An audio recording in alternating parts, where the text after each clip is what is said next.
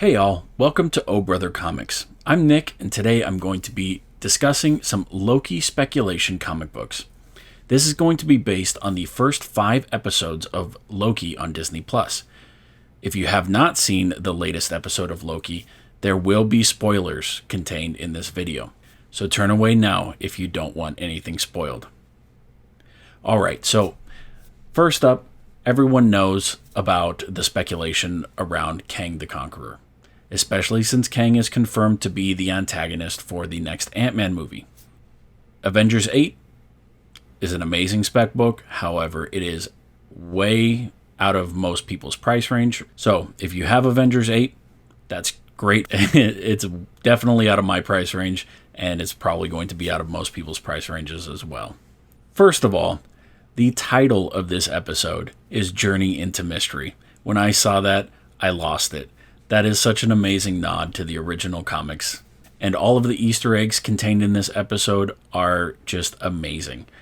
So in the transition between the above ground to the Loki lair underground, we did get to see a quick Easter egg of Throg. And Throg makes his first cameo appearance in Thor 363 at the very end when Loki turns Thor into a frog. First full appearance is Thor 364. And he makes a return in 365 as well. Now, the funny part about that is, in that story, Thor actually meets another frog whose name is Puddle Gulp, who ends up becoming Throg in the future. And they are also fighting against a horde of alligators that are being controlled by a mutant in the sewers under New York.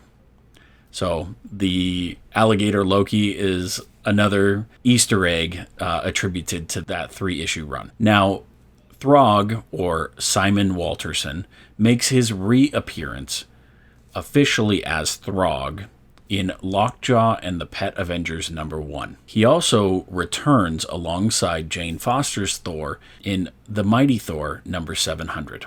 Next up, we have the Thanos Copter, and it makes its first appearance and origin in Spidey Super Stories #39.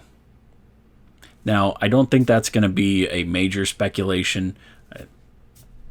It's a cool nod to the comics, but I don't think, since Thanos is already gone, I don't think the Thanos Copter will be anything worthwhile to spec on. So that takes us to the major speculation book of this video, and that is Avengers: The Terminatrix Objective, issues 1 through 4. So issue 1 is already spiking on eBay, but 2, 3, and 4 are still affordable. Issue 1 of this series opens up with Ravonna the Terminatrix attempting to gain access to the end of the time stream, where she is met by none other than Alioth the Usurper, who is a giant purple cloud, just like we saw in Loki. Now, she is warded off by Alioth because he is too strong, so she goes back to Chronopolis, which is Kang's domain. While Kang is in a coma, Ravonna is impersonating him in front of the council and in front of all of the citizens of Chronopolis. Now, Ravonna chooses not to revive Kang at the moment because she is ruling Chronopolis in his stead, even though it is difficult for her. So a future version of Ravonna, known as Revelation, summons a few of the Avengers. In the subsequent issues, other Avengers are pulled in as well to help defeat Alioth. Now, while Kang is asleep in his pod, he is visited by some creatures or beings that look exactly like the Timekeepers, and they do this in secret.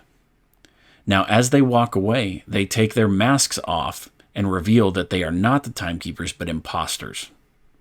Sounds very familiar, doesn't it?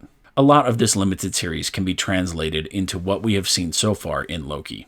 Now, Ravonna is forced to eventually wake up Kang, and he has a change of heart and decides to provide the Avengers with the Chrono Key so that they might use it to defeat Alioth.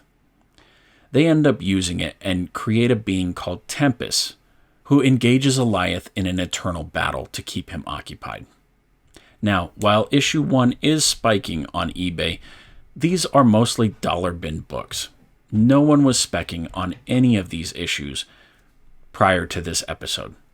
A lot of local comic shops will most likely still have these in back issue bins or in dollar bins.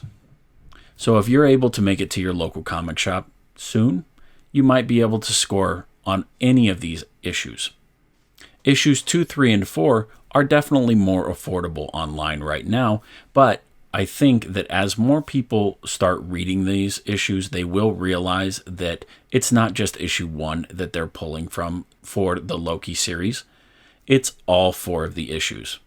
So I definitely think that 2, 3, and 4 are also great speculation books, and they're very affordable right now.